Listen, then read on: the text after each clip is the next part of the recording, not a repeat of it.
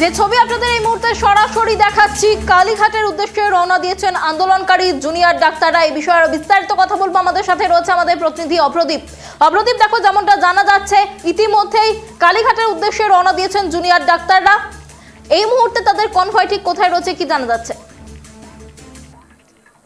রাজ্যের মুখ্য সচিবের তরফে যে প্রথমে যে মেল এসেছিল তাতে 4:45-এ পৌঁছাতে বলা হলেও তার নির্ধারিত সময়ের প্রায় 1 ঘন্টা পরে তারা কিন্তু জুনিয়র ডক্টর ফ্রন্টের যারা 30 জন প্রতিনিধি দল তারা কিন্তু বেরিয়েছেন কিছুক্ষণ আগেই স্বাস্থ্য ভবন থেকে। তারা কিন্তু এই মুহূর্তে আমরা যেটা দেখতে পাচ্ছি মা ফ্লাইওভারে উঠছে এবং এখান থেকে তারা সরাসরি যাচ্ছে কালীঘাটের উদ্দেশ্যে। এবং আমরা দেখতে পাচ্ছি জুনিয়র ডক্টর ফ্রন্টের যারা রয়েছেন, যারা 30 জনের প্রতিনিধি দল আমরা জানতে পারছি যেটা, তাদেরকে কিন্তু বিধাননগর পুলিশ কমিশনারেটের পাইলট ভ্যান একটি সামনে এবং একটি পিছনে, সেই পাইলট ভ্যান কিন্তু তাদের এসকর্ট করছে।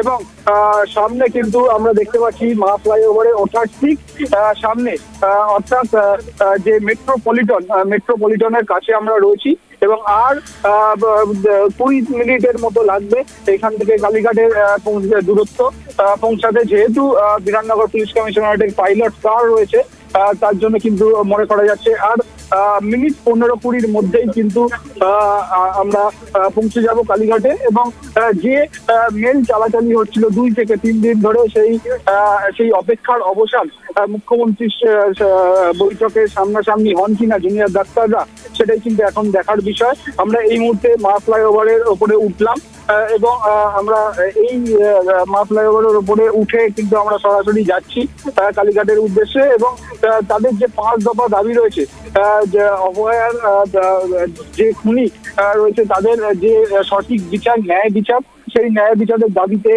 তাদের যে দাবি রয়েছে সেই দাবির পাশাপাশি কলকাতা পুলিশ কমিশনার দিলীপ গোয়েল তার অপসারণ, ডিসি সেন্ট্রাল এবং ডিসি নর্থ তাদের বিরুদ্ধে ডিসিপ্লিনারি অ্যাকশন, তার পাশাপাশি স্বাস্থ্য শিক্ষা অধিকর্তা, স্বাস্থ্য সচিব এদের যেরকম অপসারণ থেকে শুরু করে শিক্ষা ক্ষেত্রে বিভিন্ন খাতে বিভিন্ন যে ইনফ্রাস্ট্রাকচার বাড়ানো, সেই জিনিসগুলোই কিন্তু তাদের দাবি রয়েছে।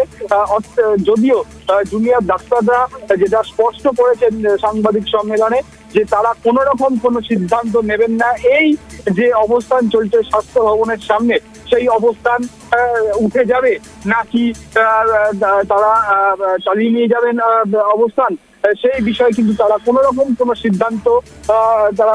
কোনো সিদ্ধান্ত কিন্তু এই কালীঘাটের যে বৈঠক রয়েছে তারা কিন্তু কোন রকম না।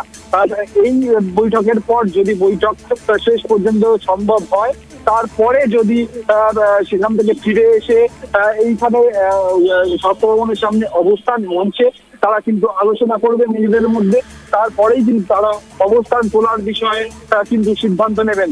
এই মুহূর্তে আমরা অনেকটা এগিয়ে এসেছি, মা ফ্লাইওভারের দিয়েই আমরা যাচ্ছি এবং সায়েন্স সিটি ক্রস করছি আমরা। আর মিনিট 15-র মধ্যেই কিন্তু কালীঘাটে মুখ্যমন্ত্রীর বাড়িতে পৌঁছে যাবেন জুনিয়র ডাক্তারদের যে 30 জনের প্রতিনিধি দল রয়েছেন, সেই প্রতিনিধিরা বিধাননগর পুলিশ কমিশনারেটের পাইলট কার তাদের এসকর্ট করছে। তারা মুখ্যমন্ত্রীর সঙ্গে বৈঠক করতে যাচ্ছেন। 5মবারের জন্য তাদের এই চেষ্টা, মুখ্যমন্ত্রীর তরফে চেষ্টা করা হয়েছে এবং জুনিয়র ডাক্তারদের তরফেও চেষ্টা করা হয়েছে যে বৈঠকের প্রচেষ্টা সেটা সফল হবে কিনা সেটা দেখার। অন্যদিকে স্বাস্থ্য ভবনের সামনেও কিন্তু এখনো অবস্থান চলছে, যে হাজার হাজার জুনিয়র ডাক্তাররা রয়েছেন, হাজার হাজার সাধারণ মানুষরা রয়েছে, তারাও কিন্তু অবস্থান মঞ্চে রয়েছেন। এবং অন্যদিকে আমরা যেটা দেখতে পেলাম যে স্বাস্থ্য ভবনের সামনে থেকে যখন ডাক্তাররা বাসে উঠছিলেন কালীঘাটে যাওয়ার উদ্দেশ্যে, তখন কিন্তু সাধারণ মানুষ সামনে এসে তাদের সম্বর্ধনা জানাচ্ছিলেন, তারা যাতে সরকারের থেকে তাদের ন্যায্য দাবিগুলো ছিনিয়ে আনতে পারেন সেটা কিন্তু সাধারণ মানুষ কিন্তু তাদের আশীর্বাদ করছিলেন। আমরা সেই ছবি কিন্তু দেখতে পেয়েছি। আর কিছুক্ষণের মধ্যে, আর মিনিট 15-র মধ্যে কালীঘাটে মুখ্যমন্ত্রীর বাড়িতে পৌঁছে যাবে জুনিয়র ডাক্তারদের 30 জনের প্রতিনিধি দল। ইতিমধ্যেই আমরা জানি মুখ্যমন্ত্রীর বাড়িতে স্বাস্থ্য সচিব, মুখ্য সচিব, রাজ্য পুলিশের ডিজি রাজীব কুমার, স্বাস্থ্য প্রতিমন্ত্রী চন্দ্রিমা ভট্টাচার্য তারা কিন্তু উপস্থিত হয়ে গিয়েছেন। 4:45-এ পৌঁছানোর কথা থাকলেও তারা কিন্তু প্রায় নির্ধারিত সময়ের 1 ঘন্টা পরে এই স্বাস্থ্য ভবনের সামনে থেকে বেরিয়েছেন। ঘড়ির কাঁটা এখন 6টা বেজে গিয়েছে, কিন্তু এই বৈঠকের জন্য তারা যাচ্ছেন, সেটাই সব থেকে মূল লক্ষ্য। জট কাটানোটাই মূল লক্ষ্য। প্রায় 7,500 জুনিয়র ডাক্তার তারা কিন্তু কর্মবিরতি পালন করছেন। রাজ্যের মুখ্যমন্ত্রী মমতা বন্দ্যোপাধ্যায় স্পষ্ট জানিয়েছিলেন যে এই কর্মবিরতির জেরে প্রায় 27 জনের মৃত্যু হয়েছে, প্রায় 7.5 লক্ষ মানুষ চিকিৎসা পরিষেবা পায়নি। এমনকি যে 27 জনের মৃত্যু হয়েছে তাদের 2 লক্ষ টাকা করে ক্ষতিপূরণ দেওয়ারও ঘোষণা রাজ্যের মুখ্যমন্ত্রী মমতা বন্দ্যোপাধ্যায় করেছিলেন। আমরা সায়েন্স সিটি ক্রস করে কালীঘাটের উদ্দেশ্যে যাচ্ছি, জুনিয়র ডাক্তাররা যাচ্ছেন এবং সেই ছবি কিন্তু সরাসরি তুলে ধরছে ক্যামেরা পার্সন দেবরাজ দত্ত। অপরাধী, তোমার কাছে আরো একটা বিষয় আমি জানতে চাইবো যে স্টেনোগ্রাফারদের নিয়ে যাচ্ছেন জুনিয়র ডাক্তাররা, এই স্টেনোগ্রাফার নিয়ে যাওয়ার জন্য কি রাজি হয়েছে রাজ্য সরকার? এই স্টেনোগ্রাফার নিয়ে যাওয়ার অনুমতি কি দেওয়া হয়েছে রাজ্য সরকারের তরফে, কি জানা যাচ্ছে? একদমই, দেখো, যে মেল পাল্টা মেল হয় সেখান থেকে কিন্তু যেটা সেই বিষয়টা এখনো স্পষ্ট নয়। রাজ্য সরকারের তরফে বলা হয়েছিল যে মিনিটস লেখা হবে সেই মিনিটসটি কিন্তু সরকারের তরফে লেখা হবে এবং দুপক্ষের প্রত্যেকটি প্রতিনিধিরাই কিন্তু সেই মিনিটসে স্বাক্ষর করবেন এবং কপি সার্ভ করে দেওয়া হবে জুনিয়র ডাক্তারদের। সেই কথাই কিন্তু মুখ্য সচিবের চিঠিতে স্পষ্টত লেখা রয়েছে। জুনিয়র ডাক্তাররা স্টেনোগ্রাফার নিয়ে যাচ্ছেন, কি কারণে সেটা স্পষ্ট নয়।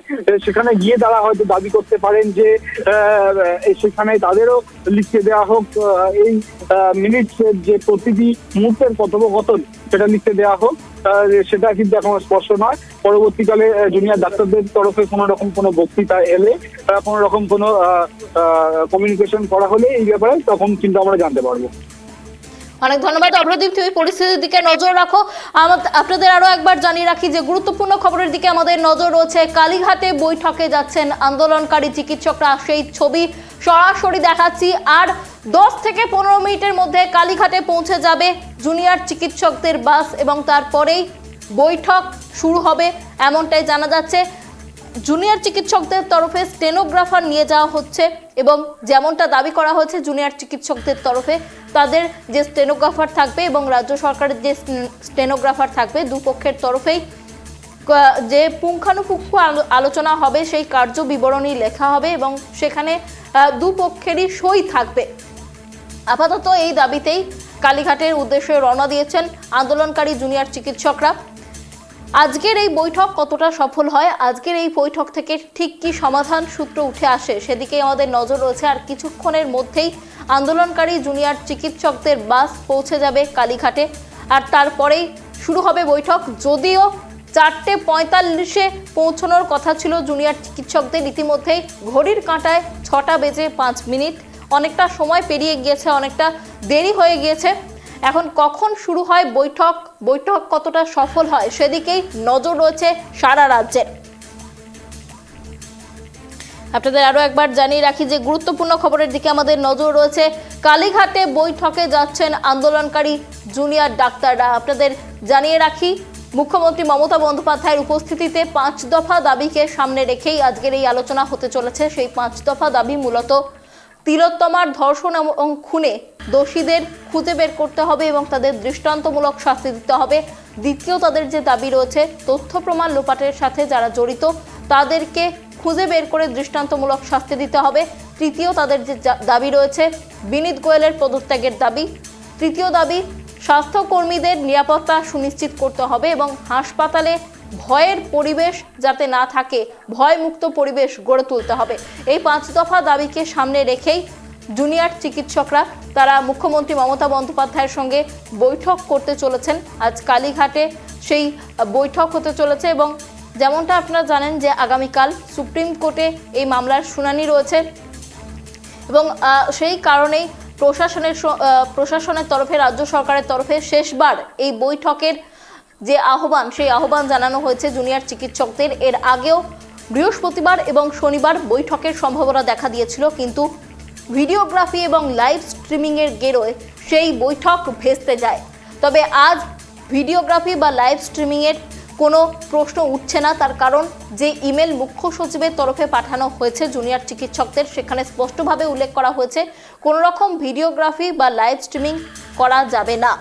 আর সেই দাবি মেনে নিয়েই কিন্তু জুনিয়র ডাক্তাররা কালীঘাটের পথে রওনা দিয়েছেন। আজ সেখানে বৈঠকে ঠিক কি উঠে আসে, কবে আবারও কাজে ফেরেন জুনিয়র চিকিৎসকরা, সেদিকেই নজর থাকবে আমাদের।